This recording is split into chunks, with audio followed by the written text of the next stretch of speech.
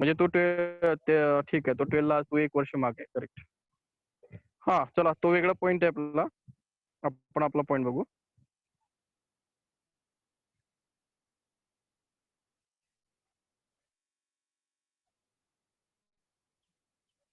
दिसतंय का बा तुम्हाला हे इमेज? बघा बरं, दिसते का?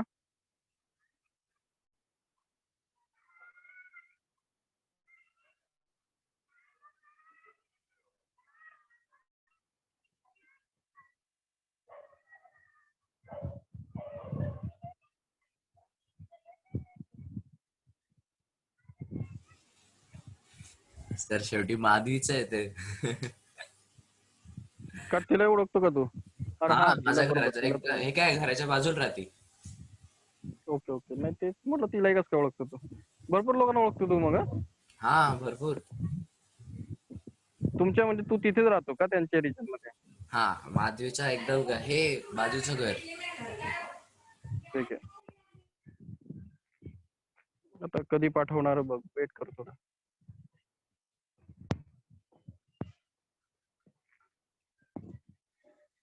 चला थोडं वेट करा, आपल्याला क्लिअर इमेज हवी आहे थोडी.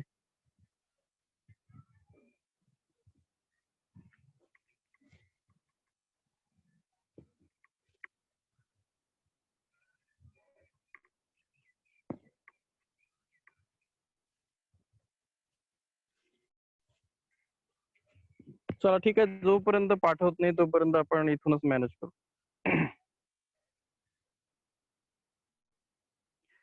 हे बघा, हे तर तुम्हाला दिसतं आहे की हे क्वांटम नंबर आहे. ठीक आहे, आपण टॉपिक स्टडी करतो आहोत क्वांटम नंबर.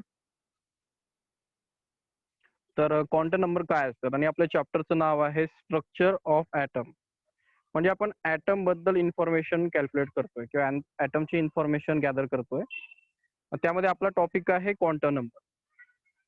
ते क्वांटम नंबर काय असतात, तर क्वांटम नंबर आधी किती असतात ते आपण बघू. तर सांगितलं तुम्हाला लास्ट लेक्चरला, क्वांटम नंबर आहे 4 असतात. चला इकडे फोकस करा. आपल्याकडे 4 क्वांटम नंबर असतात. ठीक आहे. आता 4 क्वांटम नंबर काय इम्पॉर्टंट असतात? माईक बंद करा, कोणा चालू आहे?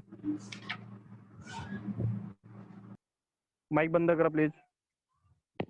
हे बघा, हे क्वांटम नंबर जे असतात, तुम्ही जे बुक बघतायत, हे जे बुक आहे हे आहे MTG.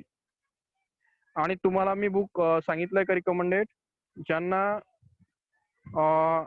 JEE करायचं आहे, ठीक आहे, किंवा नीट करायचं आहे, त्यांनी MTGचं बुक परचेस करायचं आहे केमिस्ट्रीसाठी.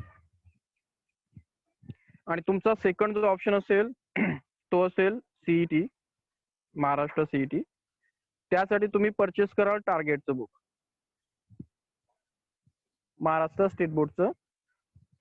MCQ साठीचं पॅटर्नचं बुक असेल टार्गेट, आणि तुमचं नीट किंवा JEE साठी असेल MTG. तर तुम्ही JEE ला जर जात आहे तर तुमच्याकडे MTGचं बुक असलं पाहिजे, आणि CET साठी टार्गेट. आणि जर तुमची इच्छा अशी आहे की सर आम्हाला थोडंसं VIT Vellore institute of technology आहे किंवा बिट्स पिलानी आहे, यांच्यासाठी अभ्यास करायचा आहे, तर त्यासाठी तुम्हाला इथे सर चांगल्या प्रकारे गाईड करतील. त्याचं काही क्वालिटी आपल्या CET सारखाच सिलेबस आहे. तर आपल्या काही मुलांचं चांगलं तिथे कंट्रीब्युशन आहे, तर त्याच्याबद्दल तुम्ही इथे सरांशी बोला. तर हे बुक आहे MTGचं, आणि यापेक्षा वरती असं काही स्टँडर्ड अजून भारतात तर एवढं चांगलं नाही. तर यामध्ये क्वांटम नंबर जे 4 असतात, आणि 4 क्वांटम नंबरचं इम्पॉर्टंट काय असतं, त्यामध्ये इन्फॉर्मेशन ऑफ इलेक्ट्रॉन असते. म्हणजे ॲटम मध्ये जे इलेक्ट्रॉन्स असतात त्याची इन्फॉर्मेशन देणारे जे 4 नंबर असतात त्यांना आपण 4 क्वांटम नंबर म्हणतो. पॉइंट क्लिअर आहे? म्हणजे असे नंबर्स की जे ॲटम मध्ये जे इलेक्ट्रॉन्स आहेत त्यांची इन्फॉर्मेशन आपल्याला प्रोव्हाइड करतात. मग पॉइंट हा आहे की ते कोणती इन्फॉर्मेशन प्रोव्हाइड करतात, की त्यांची साईज काय आहे, शेप काय आहे, आणि ओरिएंटेशन काय आहे त्या म्हणजे पूर्ण ॲटमचं. हे बघा, ती कोणती जागा ऑक्युपाय करते, कुठे जागा ऑक्युपाय करतात, त्यांचं साईज, शेप आणि ओरिएंटेशन, त्या शेलचं शेप कसं आहे, ते कोणत्या शेलमध्ये आहेत, कोणत्या शेलचं शेप कसं आहे, तिथे ते कोणत्या डायरेक्शनने फिरत आहेत, अशा प्रकारची इन्फॉर्मेशन देतात.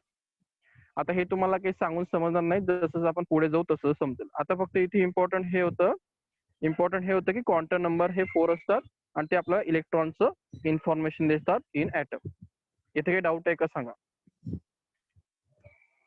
नाही. यामध्ये राठोड नाही?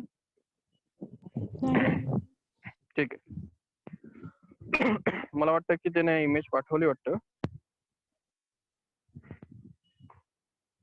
मेसेज करायचं. ठीक आहे. आता आपण बघतो आहोत की जे क्वांटम नंबर आहेत ते 4 असतात. तर 4 कोणकोणते असतात? तर बघा इथे थोडंसं बघायला तुम्हाला ऍक्च्युली थोडंसं हे करावं लागेल.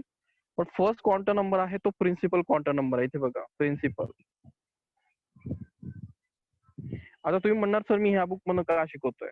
ह्या बुक मध्ये यासाठी शिकवतो आहे की तुमचं जे बुक आहे त्यामध्ये थिअरी जास्त आहे, लिहिलेलं जास्त आहे आणि इन्फॉर्मेशन इकडे तिकडे सर्च करावं लागतं. यामध्ये कसं आहे की total information in one spot आहे, नोट्स आहेत. ठीक आहे, एमटीचे चांगले. तर हा प्रिन्सिपल क्वांटम नंबर आहे, एन ने दाखवतात. दिसतोय तुम्हाला एन. मागच्या लेक्चरला आपण इन्फॉर्मेशन घेतली. नेक्स्ट पॉइंट आहे तो यूज का होतो, तो त्याचा इम्पॉर्टन्स काय आहे. एन का इम्पॉर्टंट असतो, तर तो आहे दी पोझिशन ऑफ इलेक्ट्रॉन. तो आपल्याला इलेक्ट्रॉनची पोझिशन दाखवतो. आणि एनच्या व्हॅल्यू कुठून स्टार्ट होतात? 1 2 3 4 अप टू इन्फिनिटी. म्हणजे एन हा 1 2 3 4 अप टू इन्फिनिटी अशा प्रकारे आपण त्याला कन्सिडर करतो. आणि त्या 1 2 3 ला आपण अशा प्रकारे डेजिग्नेट करतो. 1 म्हणजे के, 2 म्हणजे एल, 3 म्हणजे एम, 4 म्हणजे एन. अशा प्रकारे आपण त्याला काय करतो? डेजिग्नेट करतो, त्याला आपण ॲब्रिव्हिएट करतो. नेक्स्ट पॉइंट आहे की हा जो एन आहे, ह्या एन ला आपण कसं स्टडी करावं पुन्हा. आता इथे एकच डायग्राम पाठवलेली, थांबवलं जर चुकवलं ते. थोडस यांची इन्फॉर्मेशन इथे कमी पडते. ठीक आहे. मग हा जो एन असतो बघा, तो एन असा असतो, म्हणजे हा न्यूक्लियस असेल तर ही N1 सेल असते, N2 असते, N3 असते, अशा प्रकारे शेल्स असतात. हा मला आधी सांगा की काल लेक्चर केलं की नाही तुम्ही मॅडमांचं? मृदुला? नाही सर, म्हणजे काही माहिती नव्हतं, ग्रुपवरही नव्हतं ना. तुम्हाला टाकलं होतं मी ग्रुपवरती. राठोड नाही सर. नव्हतं तुम्ही सर, लेक्चर नाही प्लीज. केलं? नाही. काल आपल्याकडे सेशन झाला नाही. तुमच्या ग्रुप, अरे तुमचा ग्रुप राहिला. अरे नाही, तुमच्या ग्रुपला टाकलाय ना. हे कोण आहे? तुमच्या ग्रुपला विसरलो काय मी? अरे बाप. हे बघा बाकीच्या सर्व ग्रुपला, नेमाडे क्लासला, हे सर्व हे मॅडमांचं काल सेशन झालं ना आपल्याकडे. हे बघा हे आपलं काल सेशन झालं. मेमरी टेक्निक्स 10:30 AM ला होतं. एक काम करायचं, मी तुम्हाला त्याचा व्हिडिओ पाठवतो. त्याचा व्हिडिओ आपल्या सरांनी घेतला असेल, छोटा असा असेल, कारण ते इमेज आता तेवढं रेकॉर्डिंगचं आणि ते फील वेगळं असतं. त्यांचं एक मोठा सेक्शन झाला आपलं काल, ब्रेन टेक्निक्स वरती जबरदस्त सेशन झालं. मला वाटतं की ते माझी चुकी झाली, तुम्हाला टाकायचं राहिलं. एक मिनिट जरा, मी राजला एक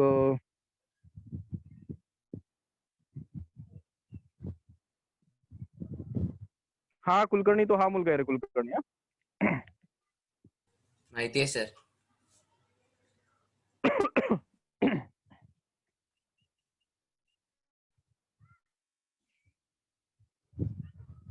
अरे राज, एक काम करशील? तो तुझ्याकडे व्हिडिओ आहे ना कालच्या लेक्चरचा, तो याच्यावरती अपलोड करून टाक ना मग आपल्या सिस्टीम वरती. हा, तो तू याच्यामध्येच टाकशील ना, पार्टिसिपेंट मध्येच टाकशील ना त्याला, पुन्हा व्ह्यू टू नॉट अलाउ कर ना मग त्याला.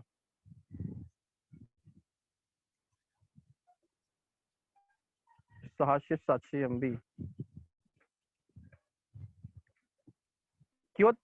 किंवा त्याला ऍक्सेस कसा मिळेल? म्हणजे त्याला आता ह्या 11च्या मुलांना ऍक्च्युली सांगायचं राहिलं, त्यांनी बघितलं नाही. म्हणजे त्यांना माहितच नाही की आपल्या क्लासला सेमिनार झाला.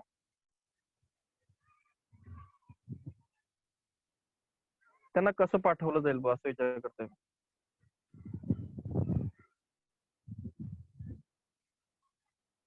बघ बरं थोडस वर्क करते त्याच्यावर. ठीक आहे.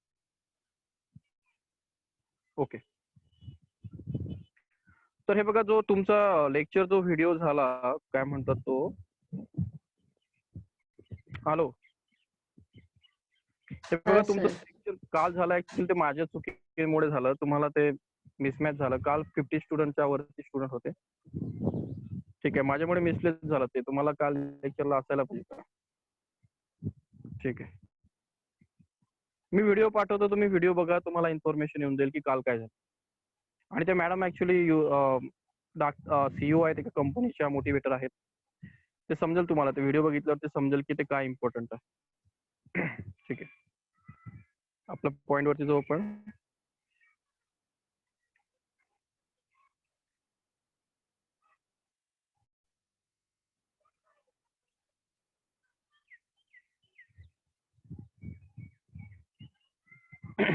हे बघा, तर हा जो ॲझिम्युथल क्वांटम नंबर असतो, सॉरी ॲझिम्युथल नाही, प्रिन्सिपल क्वांटम नंबर असतो, तो आधी तर पोझिशन दाखवतो, नंतर आपण त्याला 1 2 3 ने दाखवतो, तो KLMN ने दाखवतात. आणि भरपूर अशा एक्झाम्स आहेत की तिथे विचारलेलं आहे की मिनिमम नंबर ऑफ इलेक्ट्रॉन्स किती असतात एका शेलमध्ये. म्हणजे ही शेल असेल, याला n आपण 1 डेजिग्नेट करणार, हे n इज इक्वल टू 2 असणार, हे n इज इक्वल टू 3 असणार. मग मला हे फाइंड आउट करायचं आहे की n इज इक्वल टू 2 हे 2 नंबरची शेल आहे, त्यामध्ये हाऊ मेनी इलेक्ट्रॉन्स आहेत, how many electron present in second number of shell. मग आपण n इज इक्वल टू 2 आहे तर हा फॉर्म्युला यूज करणार आपण, त्याचा तो आहे फॉर्म्युला 2n². म्हणजेच आपण हा 2n² फॉर्म्युला यूज करणार, 2n². मग यामध्ये 2 काय असणार आहे, तर तो कॉन्स्टंट असणार आहे. n म्हणजे काय आहे, तर सेकंड नंबरची शेल होती, म्हणून n इज इक्वल टू 2 घेऊ आपण आणि त्याचा स्क्वेअर करू. तर आन्सर किती येणार, 2 into 2² is equal to 2 into 4 is equal to 8. Point clear होतोय कुलकर्णी? हो सर.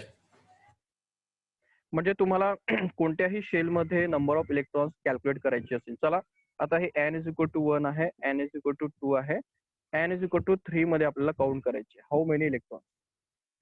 मग आपण काय करणार, n इज इक्वल टू 3 म्हणजे थर्ड नंबर, आणि हा न्यूक्लियस आहे, न्यूक्लियसचे first shell, second shell, third shell. मग थर्ड शेल मध्ये मला काउंट करायचे, तर माझा फॉर्म्युला मी आधी लिहिणार 2n². त्यामध्ये n ची व्हॅल्यू मी 3 पुट करणार, म्हणजे 2 इंटू 3². आणि आन्सर काय येणार, 3 चा स्क्वेअर किती असतो, 9 इंटू 2 म्हणजे आन्सर आला 18.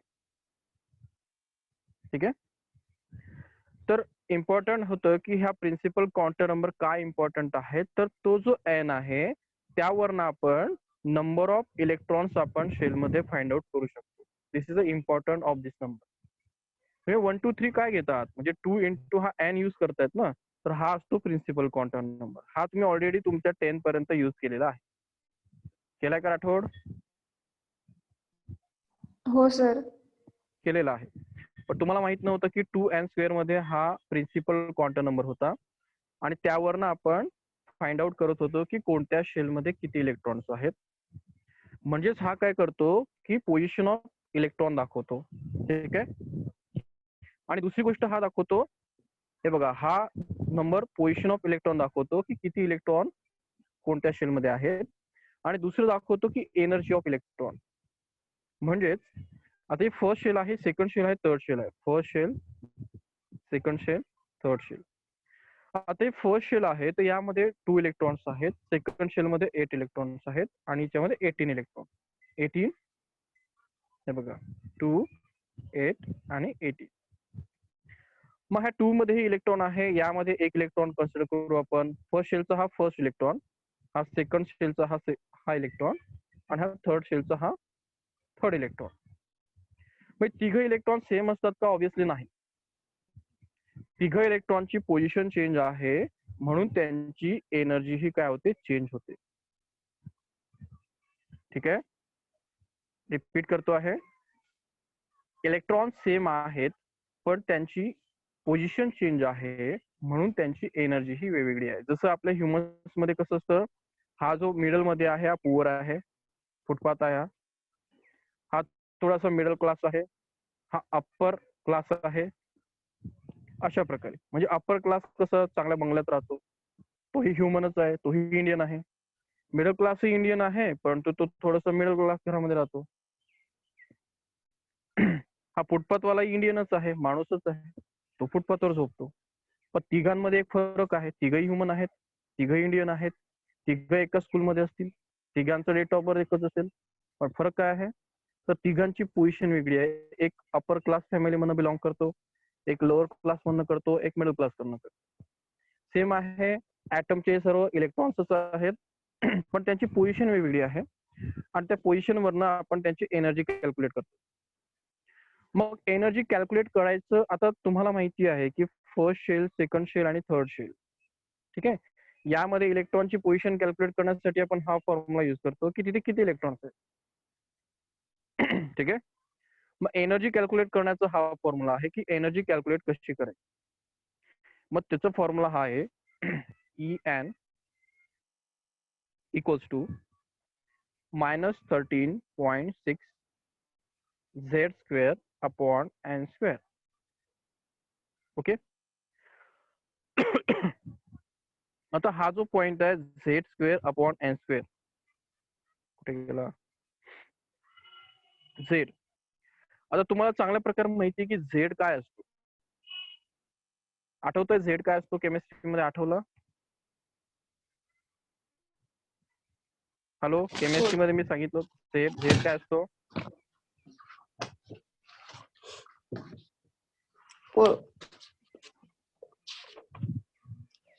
आठवलं काय तर हे? Atomic number. यस, हे बघा याच्यामध्ये मी तुम्हाला Z केमिस्ट्री मध्ये जनरली यूज केला जातो ऍटॉमिक नंबर. ठीक आहे, तर Z म्हणजे त्याचा तुम्हाला जर एनर्जी काढायची असेल तर दिस इज ऍटॉमिक नंबर. हा कॉन्स्टंट आहे 13.6 आणि हा आहे N म्हणजे नंबर ऑफ शेल. मग तुम्हाला फक्त कोणीतरी सांगितलं की हा एक असा कार्बन 612 आहे आणि याच्या थर्ड शेल मधल्या म्हणजे N इज इक्वल टू 3 मधल्या इलेक्ट्रॉनची एनर्जी काउंट करा. क्वेश्चन बघा, कार्बन 612 हा एक एलिमेंट आहे, त्यामध्ये त्या कार्बनच्या सेकंड शेल मधल्या इलेक्ट्रॉनची मला काय पाहिजे, एनर्जी हवी आहे. तर कॅल्क्युलेट कसं करणार आपण हा फॉर्म्युला लिहिणार -13.6, त्याचा ऍटॉमिक नंबर 6 होता म्हणून तो 6 घेणार आणि अपॉन नंबर ऑफ सेल कोणती सेकंड होती म्हणून आपण सेकंडचा स्क्वेअर करणार आणि जे काही आन्सर येणार ती त्या इलेक्ट्रॉनची एनर्जी असणार जो कार्बनच्या सेकंड शेल मध्ये ऑक्युपाय करतो. कुलकर्णी क्लिअर होत आहे? कुलकर्णी, हो सर. आणि हा फॉर्म्युला जसं तसा पेपर मध्ये आलेला आहे, म्हणजे फक्त फॉर्म्युला विचारला आहे की तुम्हाला ऑप्शन दिले होते अशा प्रकारे आणि सांगितलं होतं की इलेक्ट्रॉनच्या एनर्जीचा फॉर्म्युला सांगा. सिंपल फॉर्म्युला आहे, लक्षात काय ठेव. आणि हे बघा ती कालचं सेशन यासाठीच आम्ही घेतलं मेमरी टेक्निक की तुम्हाला हे फॉर्म्युले लर्न कसे करायचे. आता हे फॉर्म्युला आहे, याला लॉजिक तुम्हाला डेव्हलप करावं लागतं की झेड वरती डोक्यात ठेवायचं, खाली एन स्क्वेअर करायचं, मग 13.6. काल माझ्याकडनं थोडंसं मिस हे झालं मॅनेजमेंट, ऍक्च्युली ते 10 दिवसापूर्वी मॅनेजमेंट चुकलं. हे कसं लर्न करायचं, फॉर्म्युले कसे डोक्यात ठेवायचे, नंबर कसे कॅल्क्युलेट करायचे, यासाठी तो होता. ते ऍक्च्युली मॅडम उज्जैनवरनं बिलॉंग करतात, दुसऱ्या राज्यातनं बिलॉंग करतात, प्रोफेशनल आहेत. ते तुम्हाला हे शिकवतात की हे कसं लक्षात ठेवायचं, फॉर्म्युले कसे लर्न करायचे. तर मला वाटतं की तुम्हाला कळालं की हा फॉर्म्युला एनर्जी दाखवतो, हा फॉर्म्युला किती काउंट आहे शेलमध्ये तो दाखवतो, 1 2 3 ला काय म्हणतात, आणि प्रिन्सिपल क्वांटम नंबर हा पोझिशन दाखवतो आणि हा दुसरं एनर्जी दाखवतो. चला प्रिन्सिपल वरती बोला, काही डाऊट आहे का? आता इथे काही डाऊट आहे का? नाही सर. कुलकर्णी, नाही सर. आणि हे बघा पॉइंट लक्षात ठेवा की जसजसं तुम्ही केमिस्ट्रीत पुढे पुढे जाणार म्हणजे हा पॉइंट तुम्हाला क्लिअर होत जाईल.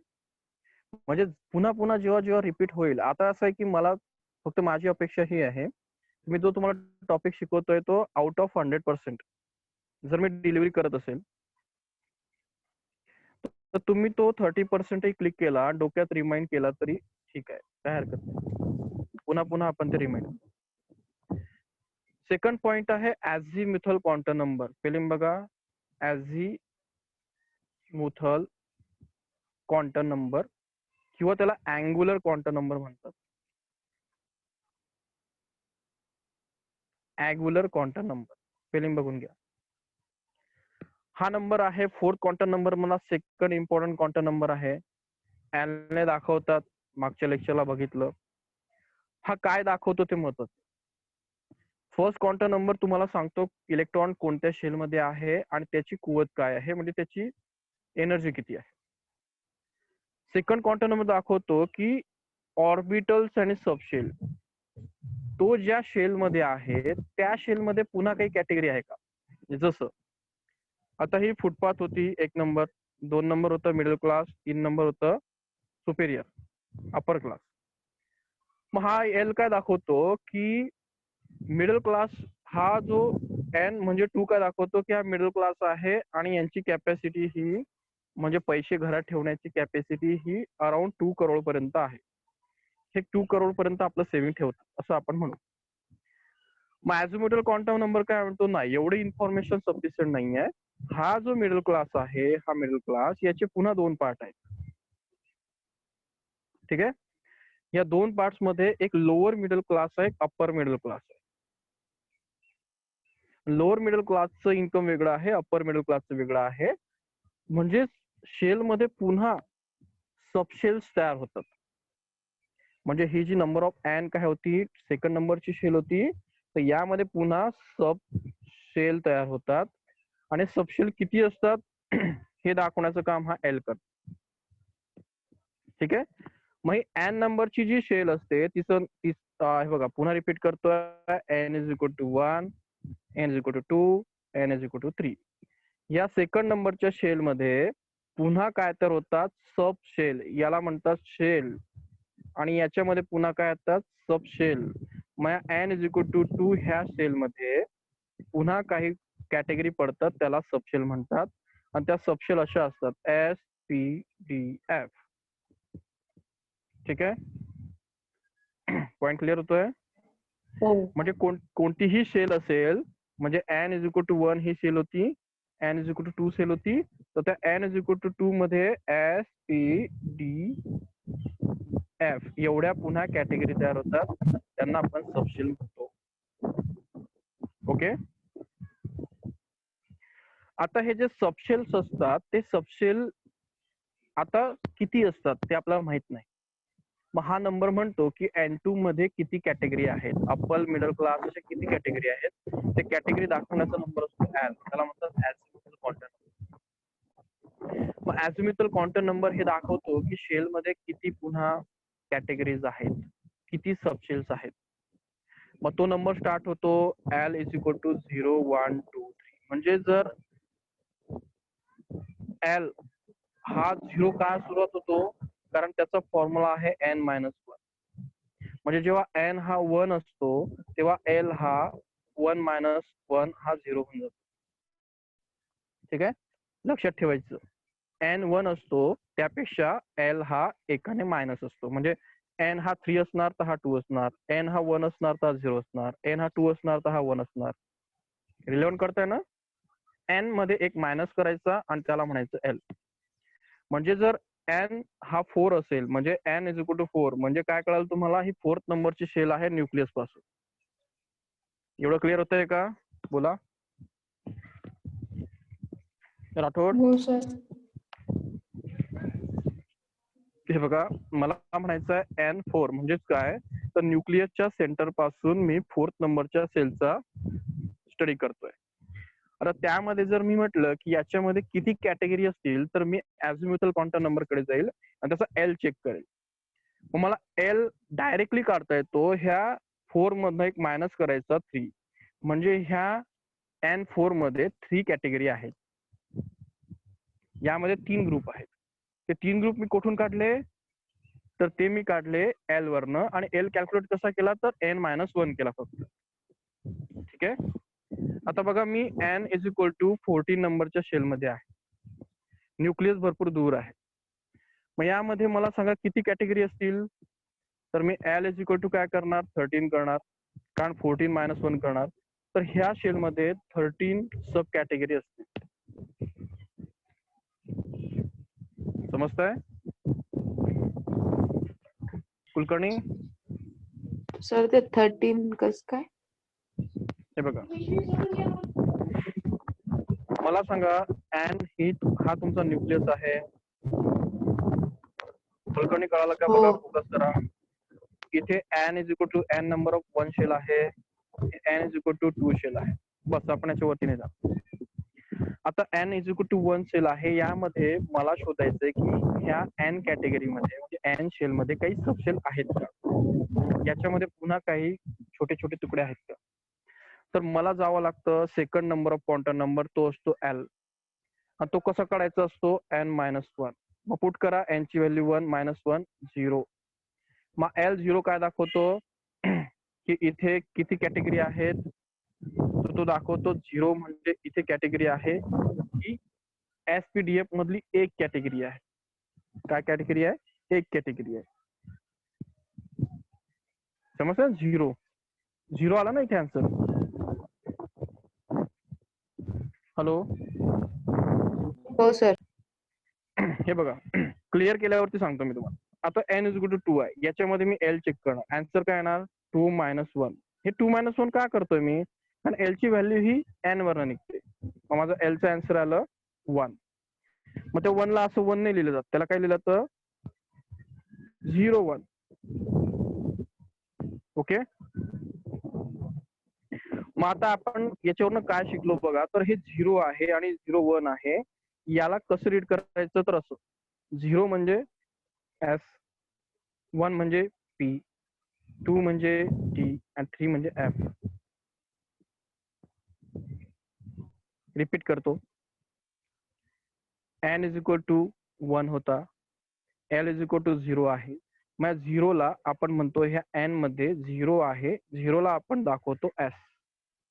म्हणजे ह्या n मध्ये s एक सबशेल आहे. चलो पुढं. n इज इक्वल टू 2 म्हणजे l इज इक्वल टू 2-1 म्हणजेच l इज इक्वल टू 1. 1 च्या आधी 0 घ्यावाच लागतो कारण आपण 0-1 पासून कॅल्क्युलेट करतो. मग इथे आन्सर आलं 0-1. मग या सेकंड शेल मध्ये 2 कॅटेगरी आहेत. एक 0 म्हणजे एस आणि 1 म्हणजे पी. चला आपण थर्ड शेल मध्ये आलो. L is equal to 3-1, l is equal to 2 म्हणजेच 0-1-2. म्हणजे या थर्ड शेल मध्ये काय आहे बघा एस, कारण 0 म्हणजे एस असतो, 1 म्हणजे पी असतो आणि 2 म्हणजे डी असतो.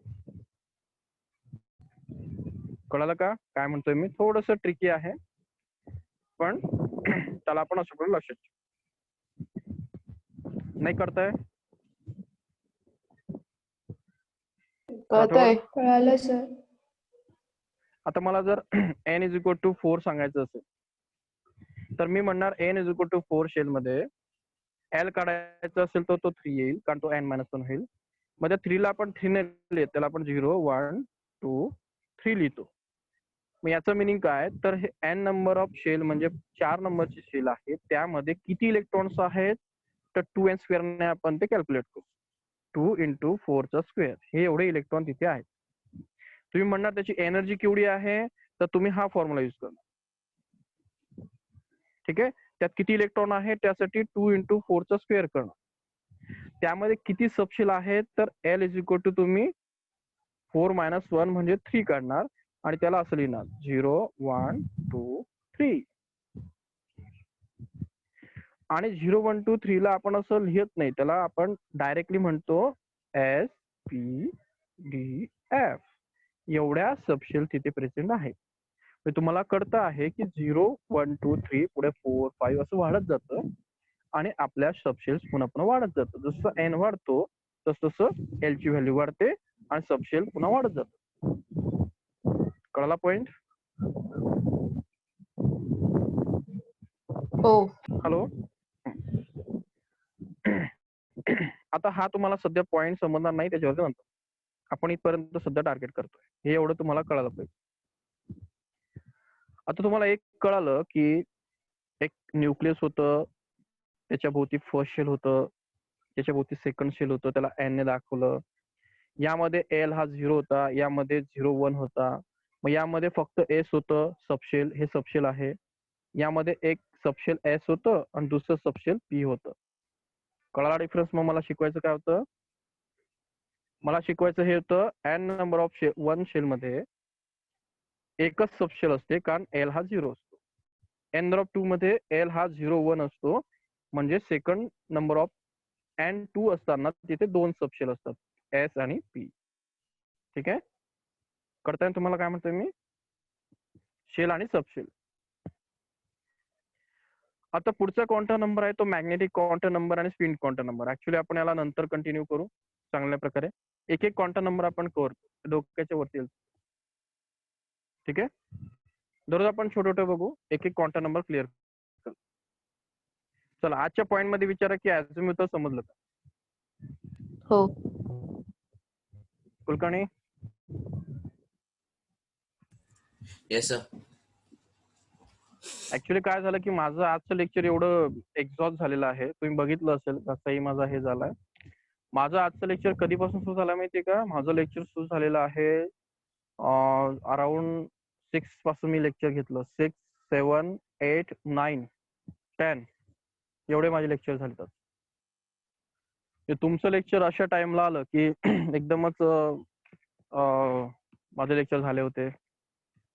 म्हणजे 6:30 माझं फर्स्ट लेक्चर होतं. 6:30, 7:30, 8:30 आणि थोडंसं गॅप आणि लगेच तुमचं लेक्चर.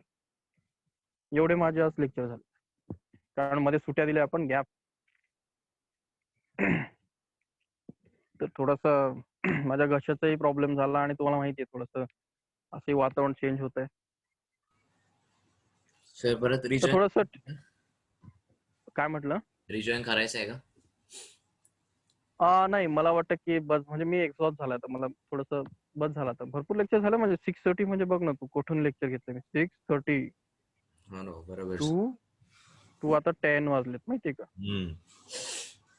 एवढे माझे आज लेक्चर झालेत, कंटिन्यू लेक्चर झालेत माझे. म्हणजे तुमचं लेक्चर घेताना ऍक्च्युली मला थोडंसं हे होत, घशालाही त्रास होत होता, थोडं जास्त बोललं गेलं. आणि तुमचा पॉइंट असा आहे तो की त्याला वेळ लागणार आहे. म्हणजे सिम्पल पॉइंट समजायला सोपं असतं, ते थोडंसं तुम्ही मेन केमिस्ट्रीचा पॉइंट बघतात, आणि तोही 4-3 घंट्या लेक्चर घेतल्यानंतर तुमचं लेक्चर. तर आपण उद्या काय करू, थोडंसं तुमचं टायमिंग आहे ना थोडं शफल करू. जर जमलं मला तर आपण थोडंसं तर मी बघतो संध्याकाळी ट्राय करायचं का, थोडा अर्धा घंटा वगैरे. कुलकर्णी. तर संध्याकाळी नकोच, म्हटलंस तू दुपारी वगैरे. पण. ठीक आहे, मग मॉर्निंगला थोडा आपण उद्या करण्याचा प्रयत्न करतो. मी तुम्हाला हा. तसं सांगेल. चालेल. बरोबर आठवड. हो सर. आणि मी तो तुम्हाला जो व्हिडिओ पाठवतो आहे